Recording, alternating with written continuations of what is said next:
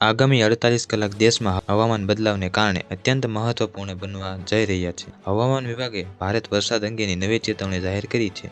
મહારાષ્ટ્ર સહિત દક્ષિણ તથા મધ્ય ભારત માટે આ એલર્ટ ખાસ ગંભીર માનવામાં આવી રહ્યું છે। આ વર્ષે દેશ અને અનેક રાજ્યોમાં સરેરાશ કરતાં વધુ વરસાદ પડ્યો, જેના કારણે મોટા પાયે નુકસાન થયું। મહારાષ્ટ્ર પણ ભારે વરસાદથી ગંભીર પ્રભાવિત થયું હતું।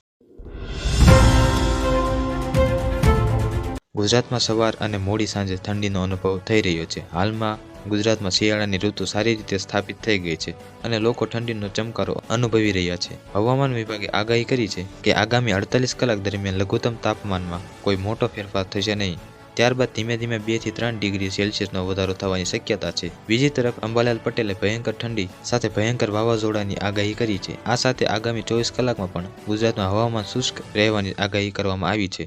આ વાવાઝોડાની ગતિ 100 કિમી પ્રતિ કલાક રહેશે।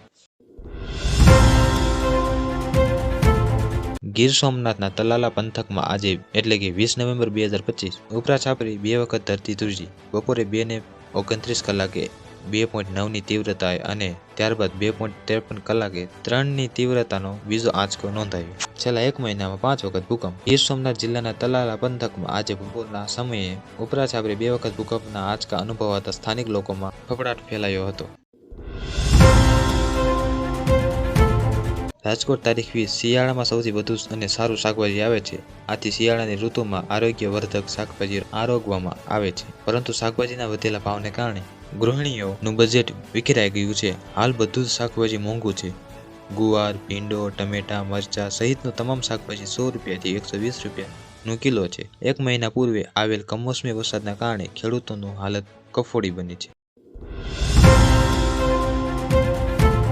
ગુજરાતમાં ઠંડીમાં આંશિક ઘટાડો થશે તેવું અંબાલાલ પટેલનું કહેવું છે। વાવાઝોડાની અસરથી વાદળછાયું વાતાવરણ રહેશે અને કેટલાક વિસ્તારોમાં કમોસમી વરસાદ પડી શકે છે અને પૂર્વ ગુજરાતમાં કમોસમી વરસાદની અસર વધુ રહેશે। સુરત, નવસારી, ભરૂચ, અમરેલીમાં કમોસમી વરસાદ પડી શકે છે। હવામાન નિષ્ણાંત અંબાલાલ પટેલની સૂચના ખેડૂતોને છે કે ઘઉં, શાકભાજીના પાકોમાં ફૂગ આવવાની શક્યતા છે। આજ માટે આટલું। જો તમને વિડીયો ગમ્યો હોય તો વિડીયોને લાઇક કરી દેજો, ચેનલને સબસ્ક્રાઇબ કરી બેલ આઇકન ઓન કરી દેજો। મળીએ નવા સમાચારની અપડેટ સાથે। ધન્યવાદ।